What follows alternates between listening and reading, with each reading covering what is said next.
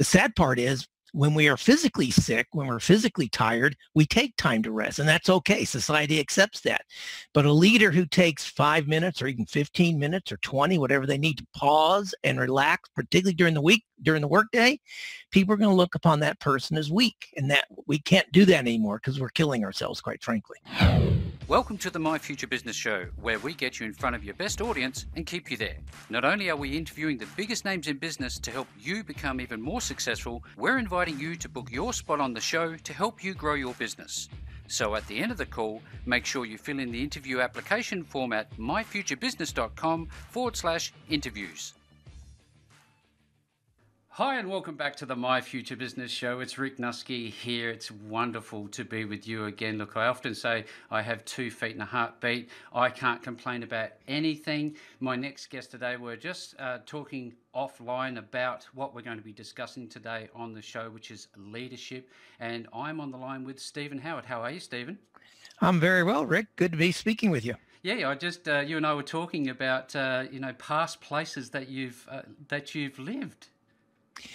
I've had an interesting life. I moved to Singapore when I was 23 years old. Got shipped there by the company I was working for. Ended up living in Singapore for 21 years. Yep. Decided to move to Australia. Lived outside Melbourne, out in the countryside of Victoria for 12 years. And then came back to the United States about 6 years ago when my father had some health issues. Oh, so okay. I'm now living in Southern California. Fantastic. Anywhere near San Diego or anything like that?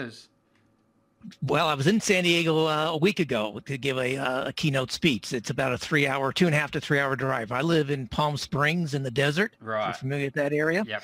And, which is lovely this time of year, but in August, we get 115 degree weather, so a bit hot. Yes, I can just imagine. It's nice to have the opportunity to be a little bit transient in this respect. It is. If I could figure out how to live in Palm Springs during the winter and then move back to Victoria during the Australian summer, it'd be pretty ideal. Wonderful. So it sounds just like a perfect lifestyle if we could all achieve it. Now, just to look back on your past, Stephen, you're a leadership specialist. Yes, sir. Well, I'm trying to be, but I'm certainly coaching people in leadership. That's for sure. Well, look, as a former corporate senior manager myself with many, many years of experience, I'm looking at your bio here, Stephen. I think to myself, what a wonderful topic that is not discussed often enough, I don't think. We're talking about leadership today. We're thinking about burnout. We're thinking about the impacts that, what you've coined here is mindful thinking and mindful thinking. So one is with 1 L and the other's with 2 L's. Can you explain to us what this is all about? Well, yeah, particularly in leadership. I mean, so many leaders these days, they operate on autopilot. Our minds are full. We have information overload. We have hundreds of thousands of decisions to make every week as a leader. We're stressed. We don't get enough sleep. We don't exercise enough, and our brain is basically in a stressed out situation. So that's what I call mindful, as 2 words and with 2 L's on the full. And what I'm trying to advocate to people, particularly leaders, that it's okay to pause every now and then. Stop and pause, get control, and become mindful. 1 word, 1 L, and you'll make better decisions. Yeah, that's amazing. I'm looking here, we're talking about making decisions on autopilot. And I wonder, if some of the environmental factors, the people that we work with, are having an ability on us to make, informed decisions that we know are made for the right reasons. Now, I'm thinking about that, and I'm thinking, I don't work to scripts normally, and I'm looking at one of them. I have to say, if we could just touch on this one, is the workplace contributing to the increase in dementia and Alzheimer's disease? That really caught me, and I'm just wondering how that's even related. Could you explain that to us? I'd happy to, and I'm kind of on a passion for that, so thank you for asking that. No when I did the research for the book, the most surprising thing I came across is that Alzheimer's and dementia, and Alzheimer's a form of dementia, they actually start forming in our bodies in our 30s and 40s. As a matter of fact, and weight has a lot to do with that. And as a matter of fact, at men particularly who put on the most abdominal fat in their 40s are the most likely to develop dementia later. leader. So it's, as I mentioned before, it's our stress, our workplace. We're constantly in contact, the 24/7. Our phones are constantly beeping with text messages and email messages, and we don't give our brain time to rest. And the sad part is, when we are physically sick, when we're physically tired, we take time to rest, and that's okay. Society accepts that. But a leader who takes 5 minutes or even 15 minutes or 20, whatever they need to pause and relax, particularly during the week, during the workday, people are going to look upon that person as weak, and that we can't do that anymore because we're killing ourselves, quite frankly. I completely 100% support that notion. I do recall some experiences where I felt compelled, because of the environment, because of the status, if you like, of the position I held, that there was this, I guess, this unwritten expectations that you were always on. Absolutely. And the body, when your phone beeps or your computer beeps and whistles at you, whatever, tell you have an incoming message, your phone tells you have a text, notice the next time you do that, your body kind of moves quickly. It snaps too. It's the same, and what it is, it's creating cortisol in your body, the same cortisol as if you'd turned the corner and came across a snake. Yeah. And that's what we're doing to our body and our brains every time we get these notifications. When you first came to realize this for yourself personally, Stephen, did you make a conscious decision to actually change how you were involved in your own workplaces? Tell us a little bit about your experience personally. Well, my experience started because my father in his last few years had some early stage Alzheimer's. It wasn't medically diagnosed, but all the symptoms were there, the signals were there. So I started researching this so I could take better care of him. After he passed, I started thinking about it, doing more research and concerned about whether I might, be in that situation in, few years from now. And in that research is where I started discovering this linkage between excess body weight and Alzheimer and dementia and stroke. And as a result, I actually went and I did some research and found a way to lose weight. I honestly thought I'd be happy if I lost 8 to 12 pounds. The program I got onto, I lost 20 pounds in 30 days with no pills, no calories, no increased activity or exercise. It was just controlling meal control, portion control, if you will, eating more healthily. And I've stayed on it now, and I'm now down a total of 26 pounds, and I feel more energized. And so that's kind of the message I'm also trying to spread to people is you can make these changes at any point in your life, and that will help you attain long-term brain health. Yeah, you're looking fit and healthy, and that's a wonderful thing. It's a credit to you. Well, I appreciate it, mate. Yeah, no, I tell you one thing. I sit here and I'm thinking, oh my goodness, we could all do a little bit better around the waistline, especially for males. And I'm certainly, I guess, in that realm too. So it's something to look at. And it's even though I'm actively involved with sports each week, it's very difficult as you get older, isn't it? It is absolutely difficult. I laughed in my 20s and my early 30s when my peers, my older colleagues at work would say, "Oh, you can't keep doing that. Once you hit 40, it's going to be tougher." And yeah. And, as soon as I hit 40, went up 5 or 6 pounds, lost a couple, a few years later, went up another 5 or 6 pounds. And, like I said, I thought I only needed 8 to 12 pounds to lose. And as I've said, I've lost 13 kilos, about 26 pounds now in about 6 or 7 weeks altogether. Yeah, that's amazing. And it's our lifestyle. I mean, it's not as prevalent in Australia. Australia's got a much better work-life balance lifestyle, not as stressed as here in North America.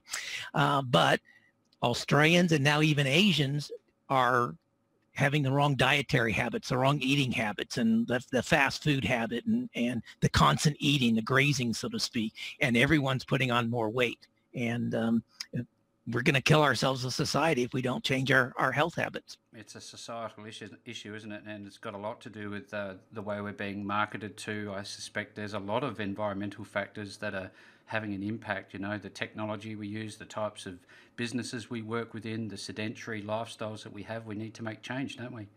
Absolutely. Even in the workplace, I can't tell you how many times I go into companies and I'll find out that somebody's emailing a person who sits no more than 20 feet away. Yep. And you don't even get up at work. And so like getting up is important. When I do training classes now, I have my participants get up at least once every 45 to 50 minutes. No sitting through an hour and a half, 2 hours of workbook sessions, whatever. Get up, move about, stretch, get the blood circulating, and get back to it. So you're walking the walk and talking the talk. I'm trying to, sir. I am definitely trying to. So let's talk about that. You're doing leadership seminars. Is that correct? Yes, I've trained over 10,000 leaders around the world, every continent except, well, obviously Antarctica and Latin America. And don't think I'd want to go to Antarctica to do any training, quite frankly. As you see, I live in the warm desert climate. I'm kind of a warm weather person. Oh, I love it. So I just wonder, is this something that compelled you, your experiences to write your book? What is it called? It's called Better Decisions, Better Thinking, Better Outcomes. Can we talk about that? Well, I'd love to, obviously, but yes, it did compel me to write this. As I said, when my dad was ill, I started doing research for personal reasons, and I started when I was talking with leaders and doing training and meeting with CEOs and other C-suite people and talk about it, and I kept getting this pushback. Oh yeah, brain health. Yeah, of course that's important. Mm-hmm. Yeah, I'll worry about that when I retire. And I said, look, you can't wait to retire. Yeah, but I don't have time. I'm too busy. I work 75 hours a week, whatever. Then I stopped and I started saying, do you realize that your brain today is making bad decisions for you? And this is what's causing you to make bad decisions. And once I started showing the business reason for getting brain healthy, boy, did I get their attention. And that, quite frankly, is why the book is titled the way it is. A lot of people, when they first see that title, would say, shouldn't it be better thinking, then better decisions? And I say, no, if you make better thinking first, i.e. the decision to pause, to slow down, to get yourself under control, to take care of your brain, then you'll do better thinking. And as a result, you'll get better outcomes. Yeah, that's a wonderful new approach. So this is all about psychological exercises, isn't it? Part of it, quite frankly, is about mindfulness, and mindfulness has nothing to do with yoga or meditation necessarily, although both are forms of mindfulness, but it just means being present, slowing down, listening to your colleagues.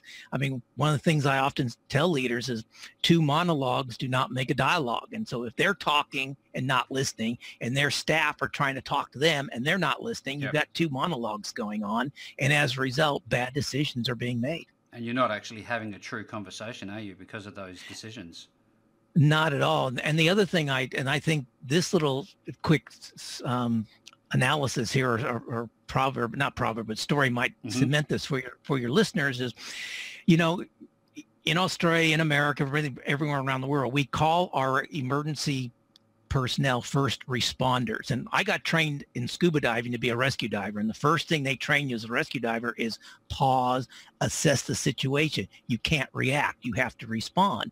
Well, that's the same thing in emergencies. And that's what I'm teaching leaders now. Leaders have to be first responders. They can't be first reactors anymore. And most leaders are reactors because they think, man, I fixed that problem. I made that decision. I did this over here. Boom, boom, boom, boom. Boy, I really got the adrenaline. I'm really on a high here. I'm getting a lot done. All you're doing is responding. And a lot of things you're going to have to look at again in 2 or 3 weeks when your decisions prove to be wrong. Yeah, I'd love to go back a little bit and talk about, I guess, the chemical reactions that are going on in your brain. You just kind of touched on it earlier. Can you explain for the listeners, so I guess they get a more biological response and know what to expect and feel as a leader in a high pressure position? What do they look out for? I'll do my best. Remembering I'm a liberal arts major, I'm not a scientist, but basically, when you get stressed, tired, under pressure, cortisol starts to go pumping through your veins, and then it hits your brain. And this is when this happens, you get what we call being emotionally hijacked. Yep. Interestingly, when you are emotionally hijacked in such a situation, it takes about 10 seconds for the prefrontal cortex, the front part of your brain, which is the rational control center of your brain, to take over from the amygdala, which is at the back of your brain, and that's where your emotional control center is. Yep. So in many ways, it's what our mothers used to tell us, or school teachers used to tell us: when you get angry, count to 10. Well, here the message is, when you get stressed, count to 10 and focus on breathing, and then get yourself under control, and now let your prefrontal cortex reduce the cortisol and get back into a rational decision-making mode rather than an emotional decision-making mode, which leads to bad decisions, leads to regrets, and usually leads to people saying things that they have to apologize for later. Well, for somebody who's not a scientist, I think you've explained it exceptionally well for us. Thanks, mate. Appreciate it. So for everybody who's on the call today, this is a wonderfully jam-packed content call, and I will be making the links available to back to Stephen's website in a minute, which we'll talk about shortly. I'd love to dive into your section on brain myths. What's that all about? Well, like I said, there's a lot of things we were taught as children. I mean, one of the things I remember being taught, probably in high school, was that our brain stops growing when we're around 25 years of age. Mm-hmm. And science now is able to prove that's no longer true, or it probably never was true, actually, but now they can prove it. We continue to grow new brain cells, and actually we can increase our brain volume through meditation, through mindfulness, well into our 70s. So our brain doesn't have to stop growing if we'll treat it right. It's in many ways, it's kind of like a muscle. If we use it properly, and we can actually continue to grow it and strengthen it. That was one. I mean, the other thing I know I was taught was some people are left brain and some people are right brain. Well, that's not true either. We use both parts of our brain. There are different parts of our brain do different things. If I recall correctly, I think the left side of the brain understands words and languages, but the right side of the brain takes those words and language and puts into context. And so both sides of the brain are working together right now for both of us as we're having this conversation. So again, that was another little myth that I learned. Probably the most shocking one I learned was the impact of sleep deprivation on brain functioning.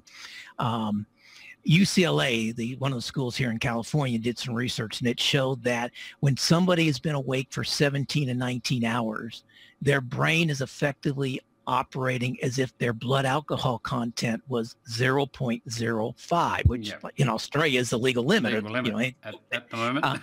Yeah, exactly. And here in the States, it's actually not quite the legal limit, but still 0.05 tells you that and that's after just 17 or 19 hours. So, you get up at 5 o'clock in the morning, you work all day, work late in the evening, and, go out for dinner or do whatever you're doing. Even without alcohol, you're driving home, your brain is not functioning. Almost your brain basics functions if you're drunk. Here's the kicker. Once you've been awake 24 hours, your cognitive function is equal to your brain having a blood alcohol content of 0.10, which is twice the legal limit in Australia for drunk driving.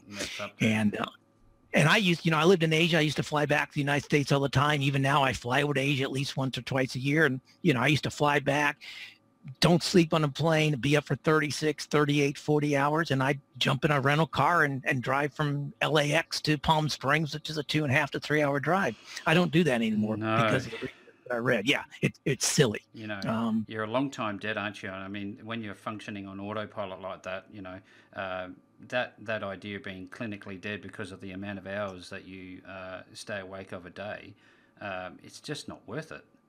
It's not at all. And you just shouldn't be operating a vehicle or driving a car or anything else if you've been awake that long. So that's another one of my messages. Again, more to the younger. I mean, when you're 20 or 30, you think you're invincible and you can do anything. Well, you really can't. And not surprisingly, I don't know about Australia, but here in the United States, tiredness is the #1 cause of automobile accidents. Yeah, I think we're up there for that. You mentioned earlier about using your knowledge as a business case. Essentially, I suspect that would people be well off to offer this book to their I guess their uplines in their workplaces? Do you think? I would love to, absolutely. I mean, I might have made a mistake with the title because I called it the subtitle of moving from mindful to mindful leadership. It's really not just for leaders. 90% of the book can be used by anybody. I'm in the leadership space. Obviously, it helps with my credibility as a leader. I do workshops on this topic, so I put the leader in the subtitle. But the more I talk to people, I'm almost regretting that decision, quite frankly. Oh, well, you could always rebrand and re-release. Well, I just might do that, sir. Just might do that. So when people want to find you, I just hesitated saying the name. Would you mind sharing your domain name with us? Yes, it is Caliente Leadership. Now, Caliente, I did have Caliente.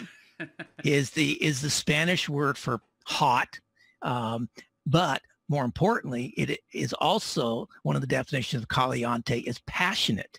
And I'm very passionate about leadership. So it's Caliente, which is CALIENTE, leadership.com, all one word.